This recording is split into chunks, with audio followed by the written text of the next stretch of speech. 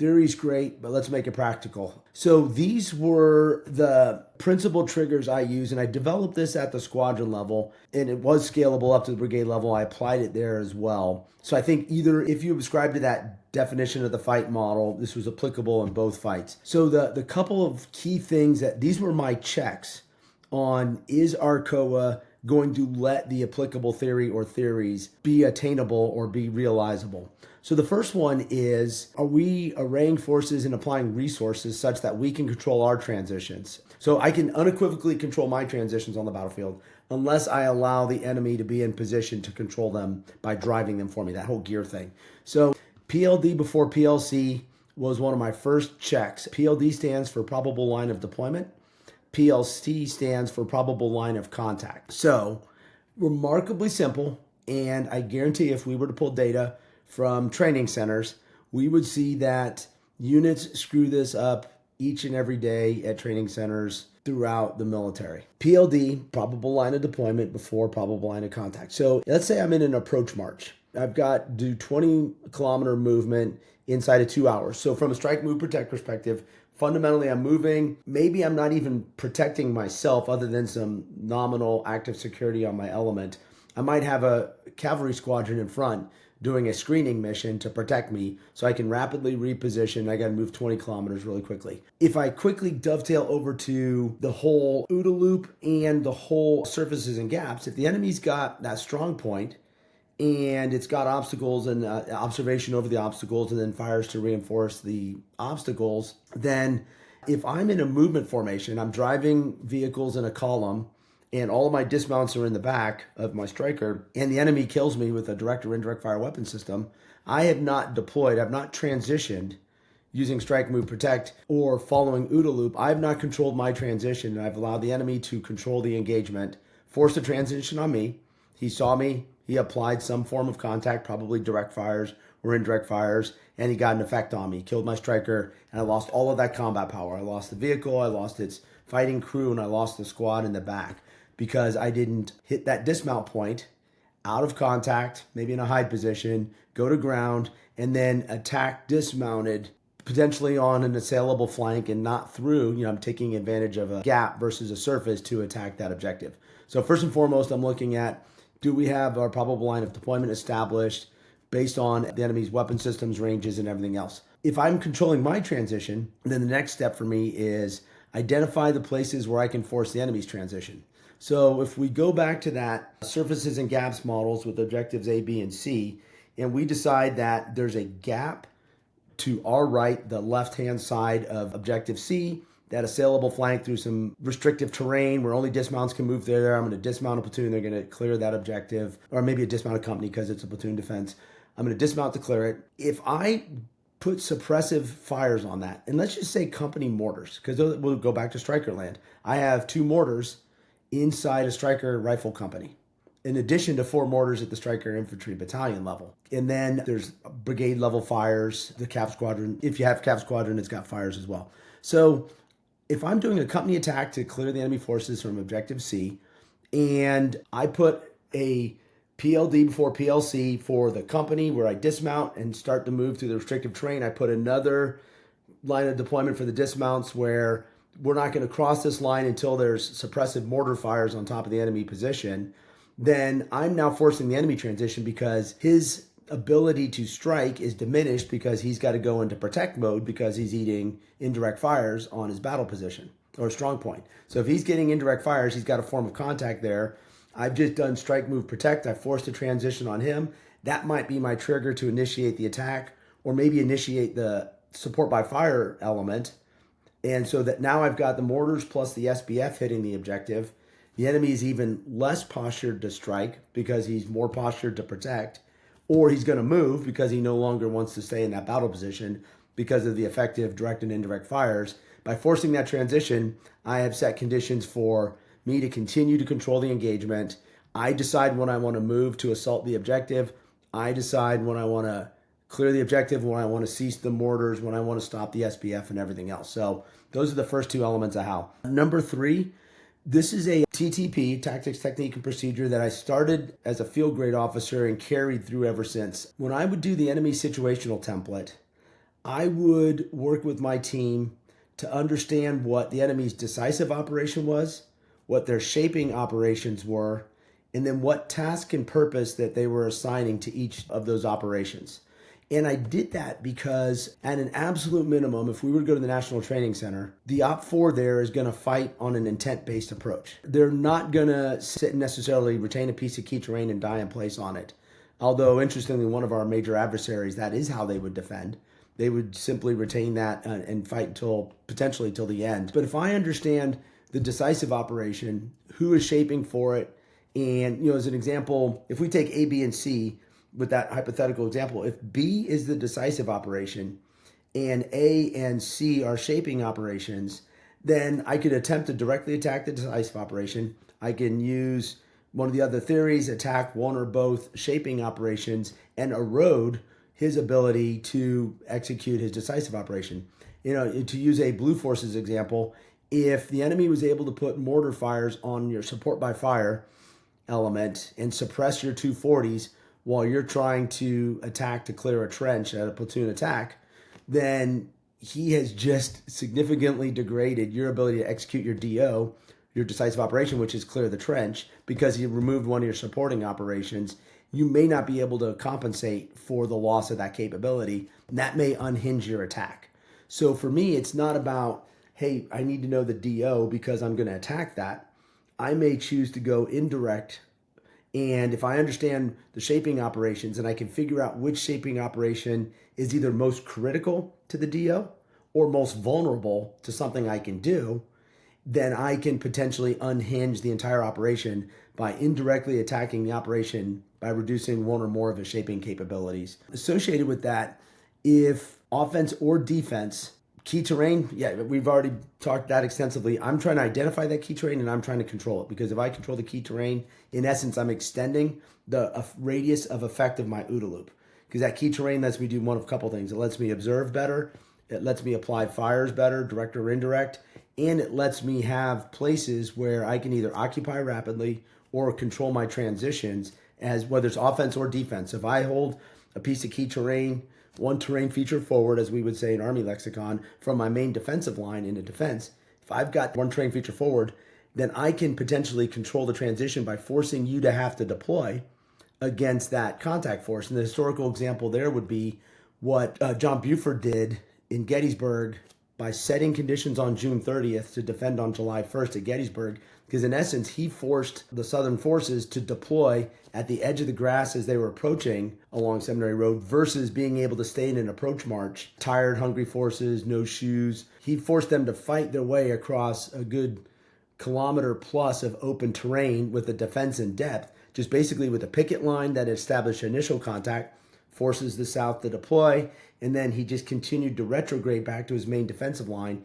Each one of those retrogrades cost the South time and allowed him to basically hold the key terrain, the main defensive line, sufficiently enough for First Corps and the forces to come up and establish the actual defense where the cavalry had been defending before. So by securing that key terrain, basically the edge of the wood line about a kilometer and a half forward, he set conditions to occupy the defense sufficiently enough for First Corps to get there and to delay Southern forces from getting to that ridge line. Which leads to, it sounds like a very tactical question, but one that was really important for a Stryker brigade. Because one of the interesting elements of Stryker brigade operations is, unlike an IBCT or an ABCT, I have this major discontinuity in tempo of operations.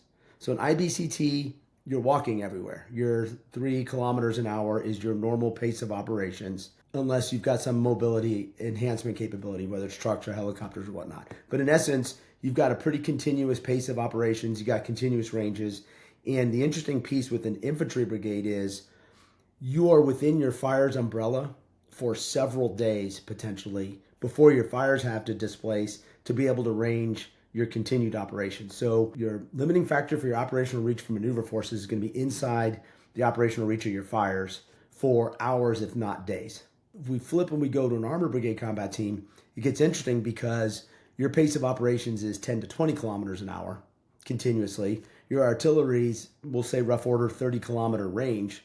So in essence, every 1 or 2 hours, you're going to punch the 2/3 of the max effective range of your artillery. And so artillery has to fight to keep up with maneuver, whereas maneuver is within the artillery range for the majority of an operation in an IBCT. So converse there. Where it gets a little sticky with an SBCT is your mounted movement is ABCT-like, 10 to 20 kilometers an hour.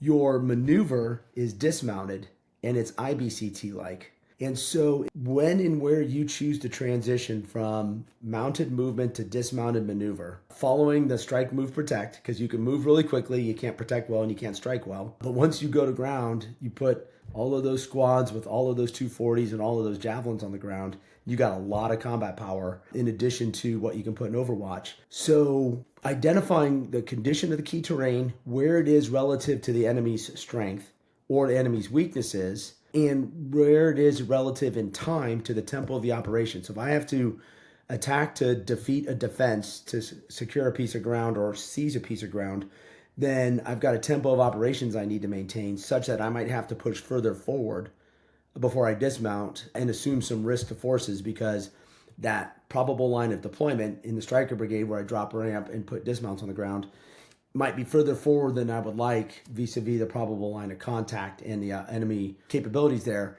And so the reason I have that comment about role of scout and fires is, to me, it was very important that my brigade's reconnaissance capability in the cavalry squadron and the battalion reconnaissance capability in the scout platoons were oriented on helping identify and secure the key terrain that allowed us to rapidly transition as far forward as possible. And fires was a key element of that, because if I needed to bring that transition point or that dismount point further forward than I would like, or closer to the probable line of contact, then if my scouts are securing it and enabling fires, then I can bring another form of contact on the red forces and potentially degrade their ability to influence that dismount point.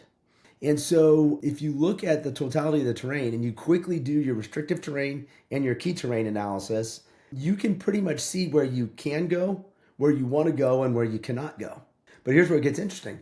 The minute the artillery battalion commander pulls a lanyard, he is striking, right? And under move, strike, protect. So we move somewhere, he unlimbers those guns, he lays the guns, does all the stuff you have to do to be able to shoot safely and accurately. Takes a good probably 20 minutes to establish that firing position. So he gets the guns laid, he's got them set. So he's moved, and now his posture is he's controlled this transition from moving to he's postured to strike. And where it gets a little wonky is, what can an artillery battery do to protect itself? I'm saying battery level, inside a battalion, inside a brigade. They're the longest range shooters you've got. So one of the challenges I had was, I would not shoot battalion missions as a brigade commander. That might sound a little counterintuitive because mass is a critical element of application of fires. The reason I wouldn't shoot a battalion level mission, except under very rare circumstances, and that was generally if I had some level of reinforcing fires, is if I had to do my own organic counterfires, then I needed a battery that could shoot counterfire against the enemy as soon as they started to strike my firing positions. Because as soon as I pull the lanyard, you can assume that the enemy's going to detect it with his counterfire radars. He's going to shoot counterfire on your position. So by striking, I have just created a vulnerability to protecting, and I can't move rapidly because I've got to connect the guns back to the trucks.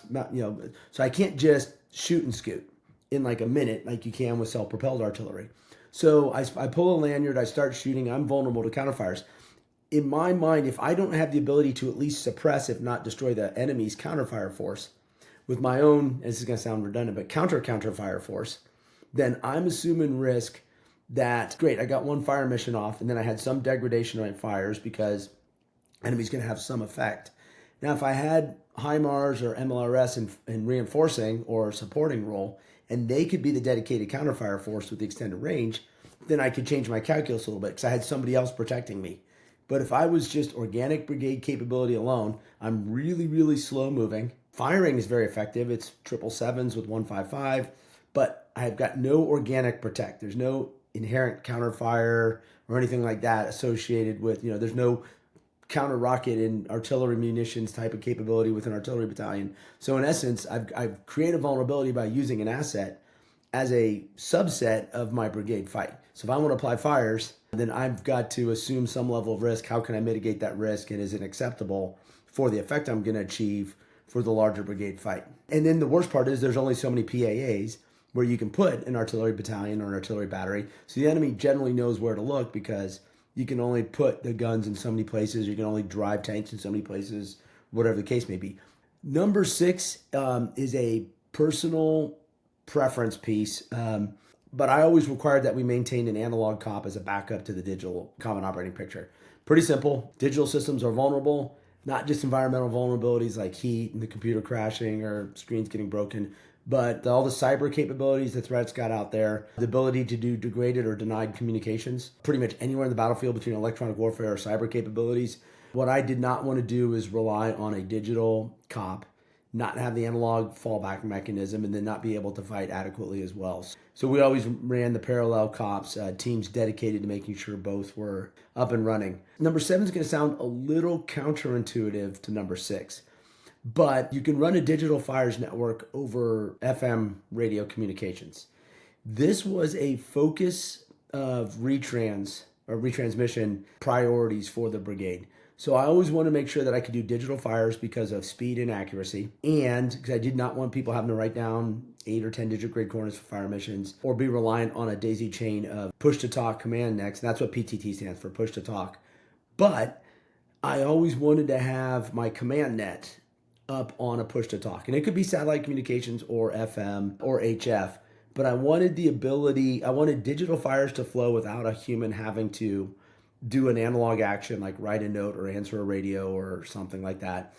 But I wanted the ability for commanders to talk, and a network structure such that regardless of who was where on the battlefield, commanders could talk about the current situation, make sure we had understanding, and then we needed to either continue with the plan or deviate from the plan. We could, based on common understanding and a dialogue, we could assess where we were and adjust accordingly. And I do have a personal bias. I think that sometimes we're too quick to change from plans without having objective measures of, is the plan working? And if the answer is yes, then okay. Sometimes it's okay to just say, is the plan working? If the plan is adequately working, then just stick with the plan, get to your next decision point, and then assess if the plan's still working or not, and then change if you have to. But a major part of that assessment was my ability to talk to commanders, voice commo, back and forth. That was important because from a command and control warfighting function perspective, which I would argue is that hub for the brigade fight, my communications team had to adequately plan where all of our retrans was going to go based on where we were going to put either command and control nodes or functional capabilities, like where's the fires battalion going or the batteries going, where's the fire direction center going to be, where's the fire support officer going to be, and how am I linking everything from a forward observer in a company back to that fire direction center via digital fires, such that I've got a reliable network that all calls for fire can get through. And then similarly, my communications team had to plan where we were going to put retransmission or what network we would use based on availability of satellite communications bandwidth or whatnot, such that I had my push-to-talk command nets as well. So that became a critical planning factor for the warfighting function and for the team that was responsible for resourcing accordingly. 8 and 9 together. So graphic control measures, and FSCM stands for fire support control measures. I would personally not me, but my staff, we would put a front, rear, and side boundary for one echelon below us across the entire brigade. So we would have a brigade frontline trace, and just generally, roughly, let's say the breadth of the brigade's front, or the width of it, is the cavalry squadron's front. They've got a rear boundary, and then that rear boundary is the front boundary for, we'll just say, make it easy and say all 3 infantry battalions are on line behind them.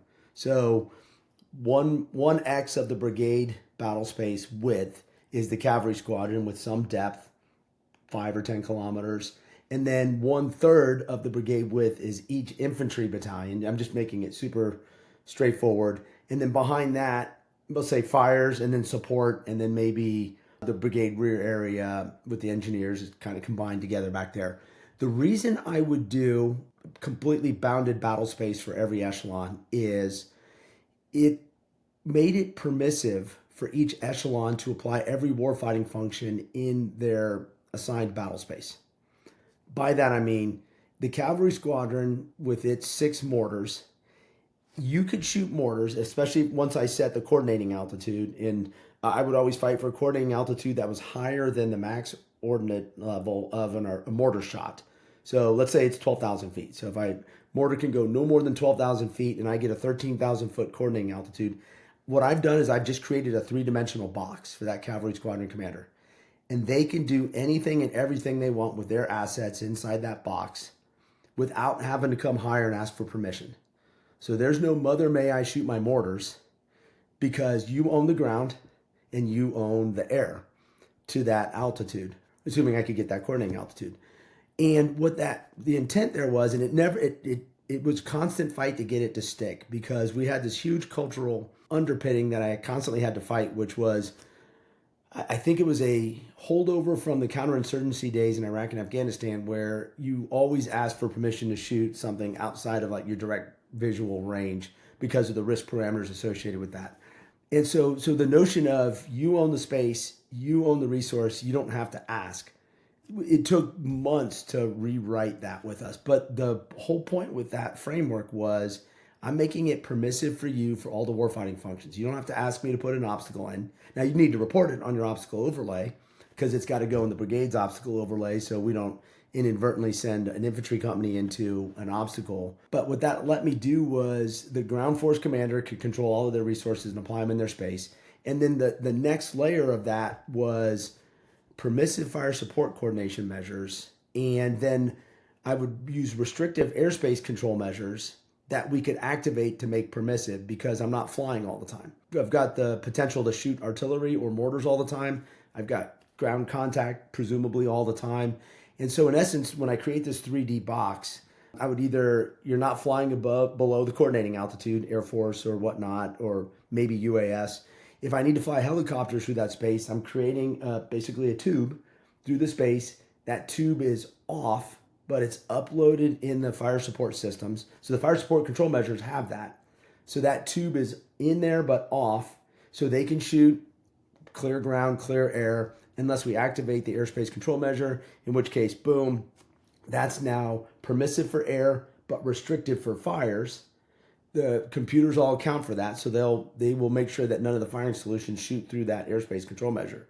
And if we do it right and we make it basically a box, versus just like it's just giant, you just carved out a chunk of ground, you make it a 3-dimensional box, so it's just we're going through, then what I can do is not have to turn off capabilities because of an unsophisticated control approach. So in my mind, it started with the ground, then we layered the fire support, and then we added the air, and that would allow us to be rapid, responsive, and permissive with all of those different functions. So the last 2 things, the METT variables, mission enemy, time available, troops available, terrain and weather, and then civil considerations and forms of contact. To me, that's the simplest way to distill a problem set. And so if I'm looking at a problem set that I'm facing brigade level or below, and I look at red and blue METT, if I've got partner or coalition forces, we'll call it the green METT for those forces. In essence, I've got this set of variables that almost looks like a matrix. And at the same time, I've got the forms of contact to worry about. So by that, I mean, if my mission is to attack at the brigade level, so therefore the enemy is defending, then I can start to, if you subscribe to that OODA loops as gears meshing and that strike move protect as gears meshing, you can start to see where the enemy would seek to retain key terrain, to create surfaces, to then control the tempo of operations, as I'm seeking to push my probable line of deployment as far forward so I can maintain the tempo of operations, as I'm seeking to move as much as I can before going into strike, we'll call that the maneuver phase, while maintaining protection. So in essence, if I needed to do a check on the fidelity of a COA, I would quickly just map out what's blue's METT, what's red's METT, and how do these variables allow me to apply as many forms of contact against red, and how do I preclude red from putting as many forms of contact against me? I would put METT on one side, I would put METT on the other side for red and blue, and I would look at how each one compared to see where the advantage was, where the vulnerabilities were, and what I could do to offset if red had an advantage over me, or how I could mitigate if I perceived I had a vulnerability in a particular area. So to me, it was just a nice discrete tool to take a really, really complex problem and just distill it down to a couple of core elements that let me assess that course of action and really the risk mitigation and the risk acceptance I would do with that as well. And then the last thing was, this might sound really simple. I found that a lot of organizations, they would use what I call additive enemy battle damage assessment tracking. And by that, I mean, you'd get a report from Unit 1 that they killed 3 tanks. Then Unit 2 would report that they killed 4 personnel carriers. And Unit 3 would report that they destroyed 3 infantry squads. And so what I saw was a lot of people would do their BDA tracking by going 3 tanks destroyed, 4 personnel carriers destroyed, 4 infantry squads destroyed. To me, that's not particularly relevant information. I'm much more interested in, I'm going to flip that. Let's say I'm attacking an enemy battalion, motorized infantry battalion. I've got Stryker Brigade attacking to destroy an infantry battalion, and the battalion's got 3 companies of BMPs. BMPs are already pretty bad. They've got really good firepower, and they've got X number of squads and things like that. Let's say that the enemy regiment has a tank company, and we believe through our SITTEMP that the enemy will allocate at least a platoon, but potentially up to the company, to their decisive operation to bolster their defense. So that's part of the reason, like the DO versus SO, is this battalion I'm attacking the decisive operation for the regiment, or is it a shaping operation? And of all the systems in this defense, those tanks are a major problem set for me, something I've got to account for. And let's just say from a correlation of forces perspective, the way the forces are arrayed, an infantry battalion can handle each one of the enemy infantry companies. And so from a brigade problem set perspective, the tanks are my problem.